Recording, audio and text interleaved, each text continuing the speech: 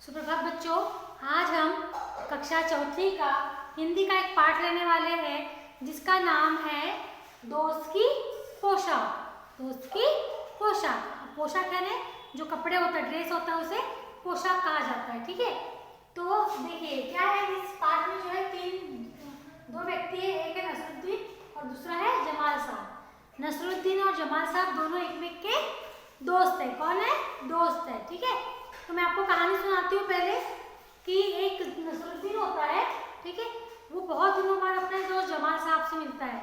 उससे मिलकर उसे बहुत खुशी होती है। उसे कहता है कि तुम्हें इतने दिनों बाद मिलकर मुझे बहुत ही खुशी हो रही है। ठीक है, फिर क्या होता है, बोलता चलो हम ना हमारे पड़ोस में घूम के आते हैं, हमारे मोहल्ले में घूम के आते हैं।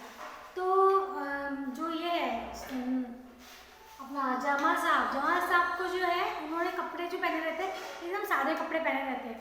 तो उनको ऐसा लगता है कि मैं ऐसे कपड़ों में कैसे इनके मोहल्ले वालों से मिलूं, और ये मुझे मिलाएंगे कि इनका दोस्त है और मैं ऐसे कपड़े में रहूँगा तो अच्छा दिखेगा। तो वो बोलते हैं कि नहीं नहीं, मैं ऐसे कपड़े सादे कपड़ों में मैं तुम्हारे साथ नहीं चल सकता। तो वो बोलते हैं कि एक अच्छा, तो यही प्रॉब्लम है ना। तो नसरुद्दीन जाता है और अपना अच्छा सा अचरज लेके आता है। क्या लेके आता है?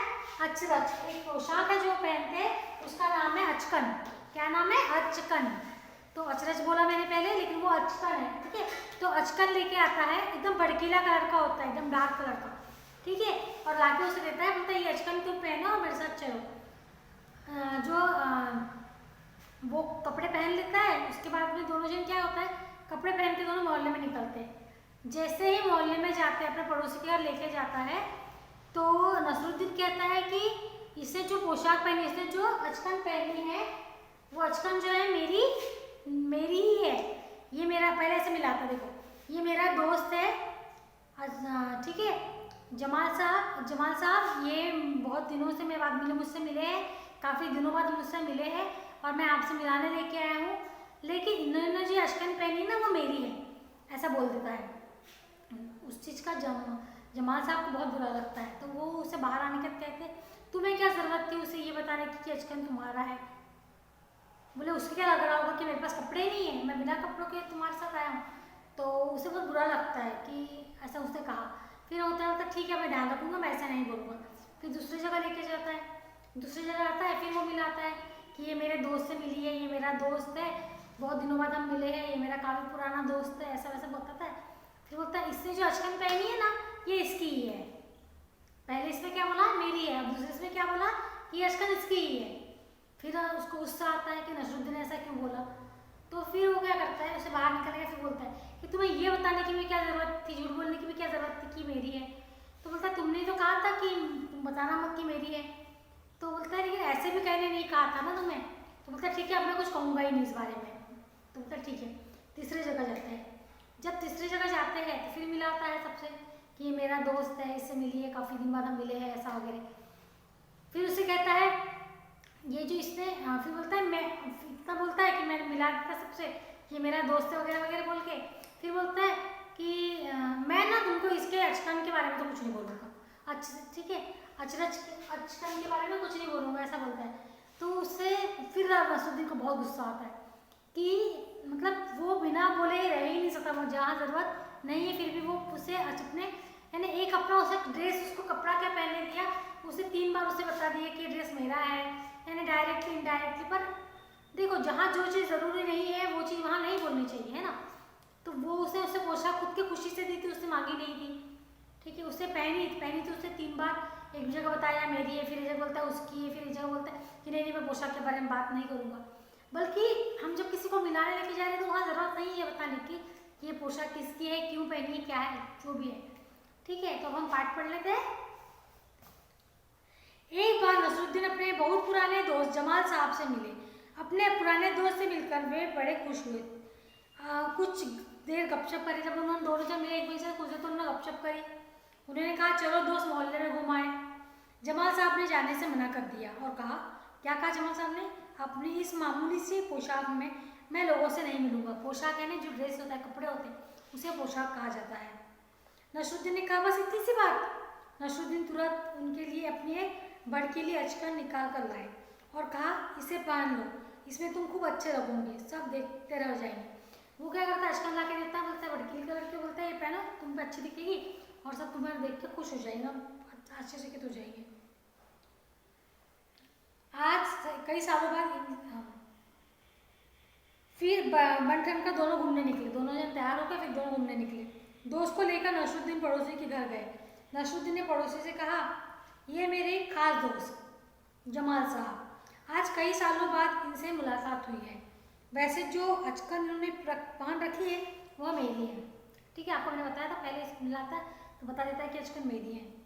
ये जो मेरे दोस्त है बहुत पुराने हैं, मेरे खास दोस्त है और कई सालों बाद हम लोग मिल रहे हैं और इन्होंने जो अचकन पहनी है वो मेरी है। यह सुनकर जमाल साहब पर बहुत तो मानो घड़ों पानी पड़ गया। घड़ों पानी यानी एक तरह की इंसल्ट हो गई। ठीक है, घड़ों पानी पड़ गया। बाहर निकलते ही मुंह बनाकर उन्होंने नसरुद्दीन से कहा, तुम्हारी कैसी अक्ल है, क्या यह बताना जरूरी था कि यह अचकन तुम्हारी है? तुम्हें क्या जरूरत थी यानी बताने की कि अचकन तुम्हारी है? पास अपने कपड़े ही नहीं, मेरे पास अपने कपड़े ही नहीं है। नसरुद्दीन ने माफ़ी मांगते हुए कहा, गलती हो गई, अब ऐसा नहीं कहूँगा। अब नसरुद्दीन उन्हें हुसैन साहब से मिलाने गए। दूसरी जगह कहाँ गए वो? हुसैन साहब से मिलने गए।